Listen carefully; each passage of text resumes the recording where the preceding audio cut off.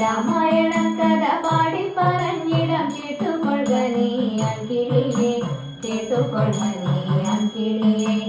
ആരുടെ കഥയിത് ചൊല്ലുക നീ എന്നോമൽ കിളിയെ പൈങ്കിളിയെ, ഓമൽ കിളിയെ പൈങ്കിളിയെ.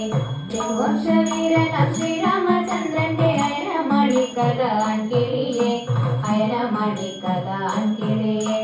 ദശരഥ നന്ദനൻ ശ്രീരാമചന്ദ്രനും ജാനകി ദേവിയുമായിക്കൊണ്ട് അനുജന ലക്ഷ്മണനുമായി ചേർന്നിട്ട് വനവാസം ചെയ്യുവാൻ പോയപ്പോളെ ലങ്കേശൻ രാവണൻ സീതാദേവിയെയും അപഹരിച്ചു കൊണ്ടുപോയപ്പോളെ വാനരരുമായി ചേർന്നു കൊണ്ടങ്ങനെ രാവണന്റെ തല കൊയ്തുകൊണ്ട് അയോധ്യ തന്നിൽ അണഞ്ഞൊരു നേരത്ത് പട്ടാഭിഷേകം നടത്തിയിട്ട് അയോധ്യാധിപനായ ശ്രീരാമചന്ദ്രൻ വളരുളിയൊരു കഥയാണിത്, വളരുളിയൊരു കഥയാണ്.